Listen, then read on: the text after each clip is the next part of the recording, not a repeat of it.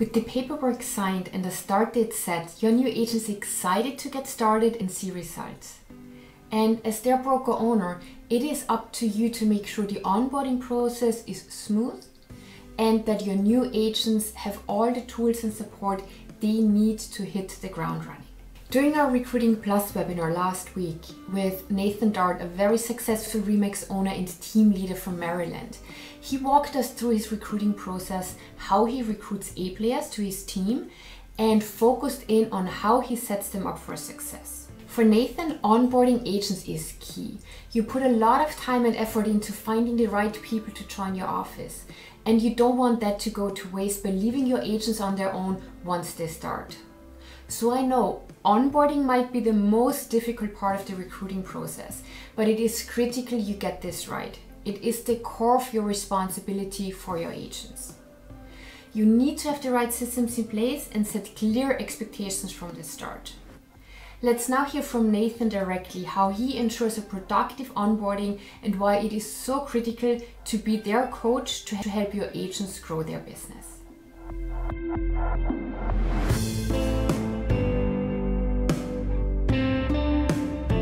Wanted to set proper expectations. We needed to hold these agents accountable. So what I've done on my team is I found a system to hold them accountable. As you can see, this is my operational policy. And in my operational policy, my agents in the office are required to go on at least 2 appointments a week. And you're going to see why this is so important, but they're required to go on at least 2 appointments a week. And I had to clarify what an appointment was. An appointment is a face-to-face meeting, whether it be a buyer consultation, a listing appointment, or a face-to-face price reduction. This is what qualifies in my office as an appointment. Now, if they have exemptions, because if they don't have their 2 appointments a week, as you'll see, they're no longer on the team. They're no longer in the office because I can't support them because they're now dragging the rest of the agents down in the office. So if they don't maintain those 2 appointments a week, which is face-to-face, there's certain exemptions that they have. I'm fairly loose with this, but I'm very, very clear. I give 4 mulligans annually, 4 mulligans annually throughout the entire year. What a mulligan is for the non-golfers, I'm not a very good golfer. I enjoy golf, but I need as many mulligans as I can. It's a pass. It's a free pass, right? So I want to give 4 free passes throughout the year. But the other exemptions are anytime it's a holiday week, they don't necessarily have to hit the 2 appointments during a holiday week. They don't have to get the 2 appointments during, would there be, well, the holiday week, but also they can meet with the same buyer. So say they meet with the same buyer twice in the same week, that counts as 2 appointments. Okay. It doesn't have to be with a different person every single week. It could be one buyer and they meet with them 3 times. Well, that counts as, 3 appointments, what have you. Failure to secure these 2 meetings will result in a probationary period against the agent. Now, when you look at an agent and you put them on probation, most people look at probation as a negative, and I get it. And when you look at probation, what you say is, what can I do to take away from the agent? Because they're not performing, so I'm not going to give them the lead opportunities. I'm not going to give them the call, the opportunity to be able to answer the calls at the office, whatever it is. You're taking opportunities away. Most people exercise it that way. The reality is that you want to be, you've already attracted, you spent a lot of time trying to attract this agent, recruit this agent, bring this agent onboard this agent because you felt that they're A players. And for whatever reason, they're not performing at the level that you thought they were. It's probably most likely because of lack of accountability. But when they're on probation, rather than take it away, I want you to be able to institute something that they're going to be required to do because this is something that they probably haven't been doing. What we institute is 5-5-5. What it does is we require that every single day, the agent has to show us that they made 5 voice-to-voice past client calls, 5 voice-to-voice prospecting calls, and 5 voice-to-voice follow-up calls with current clients. They have to report that to us every single day to our operations manager within our office, showing that they've done these vital activities. They have to do this 5 days a week. They get the weekends off, but 5 days a week. The day they don't do it is the day they had to let themselves go. Now, let me repeat myself.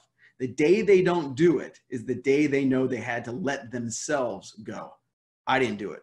They have choices. We want to give them a platform for success. They choose whether or not they want to exercise that platform or not.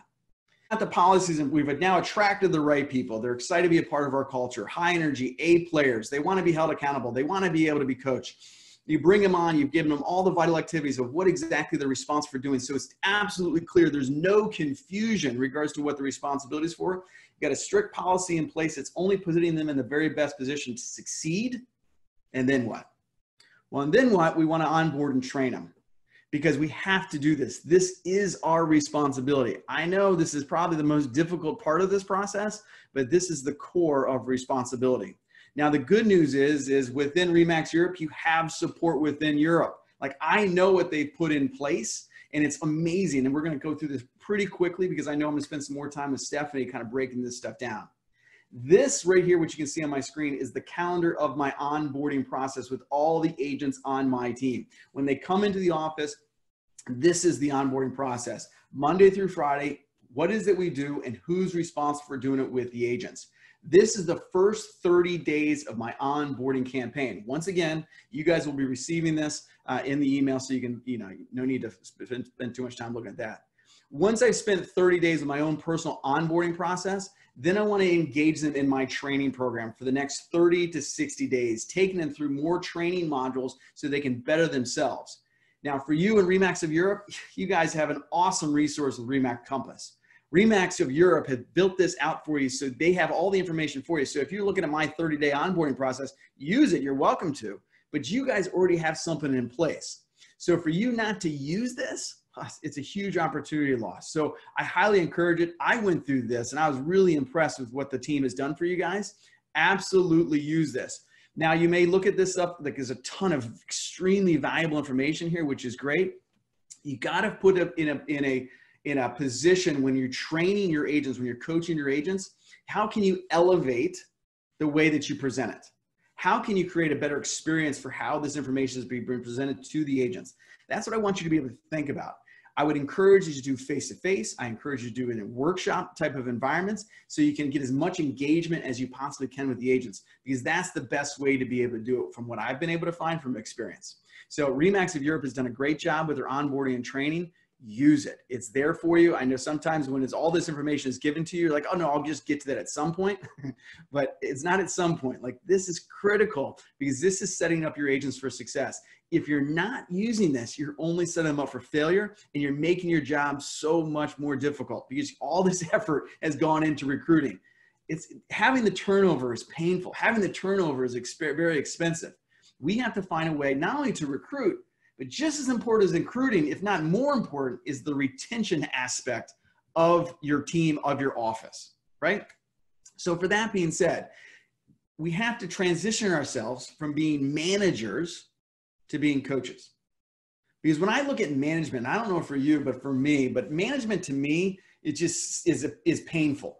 Management to me means maintenance. That's just not how and where I operate. But for coaching, when I see here coaching to me is based on growth. That's what gets me excited. That's what it gives me energy. So how can we transition ourselves from being in a management position to being in a coaching position? That's what I want to be able to walk you through, because not only is that how we're going to be able to retain our A players, but also other A players from other offices will then see what it is that we're doing, and they're going to want to be a part of it. Now, for some of us in Europe, I know you may have no idea who this is, but this is Peyton Manning. He's a famous Hall of Fame quarterback in the U.S.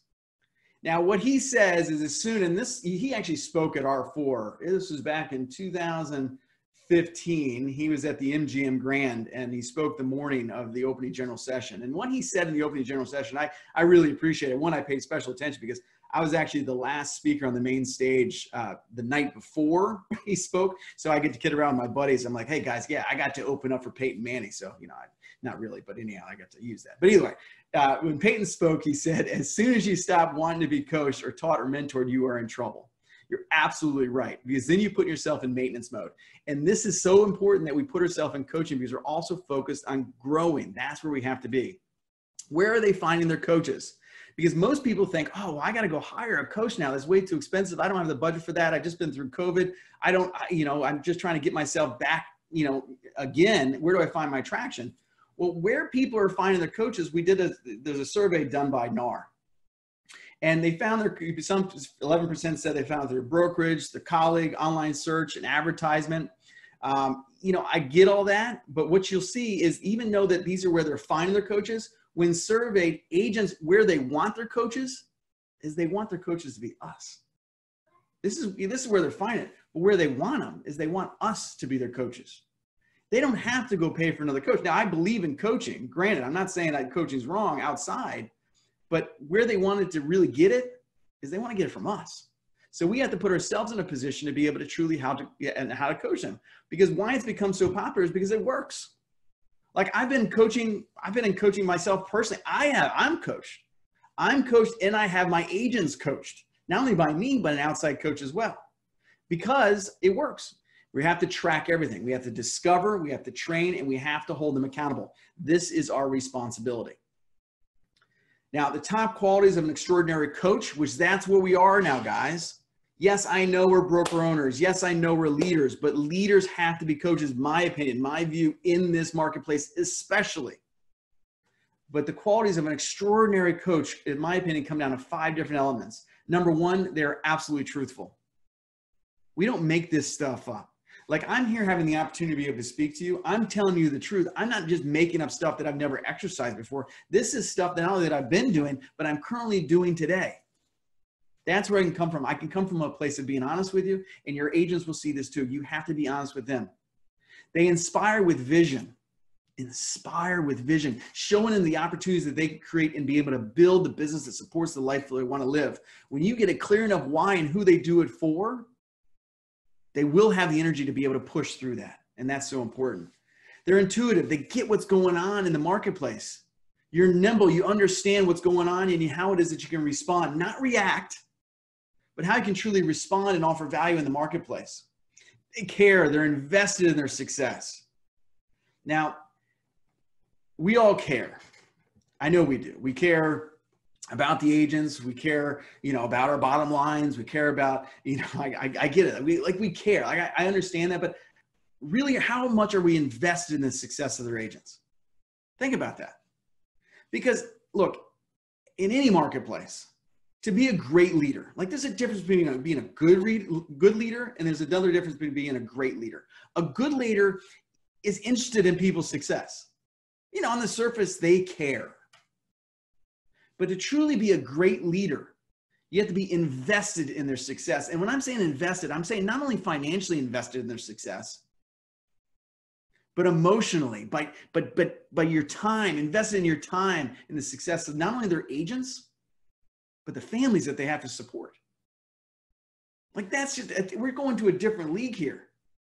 And when I said we have to be ethical, we have to look at the ethical opportunities in today's marketplace. When you're talking to somebody, I want you to be able to talk to them from that position where you're truly invested in not only financially them being successful, but investing your time to ensure that they are successful, that you care not only for them, but for their family.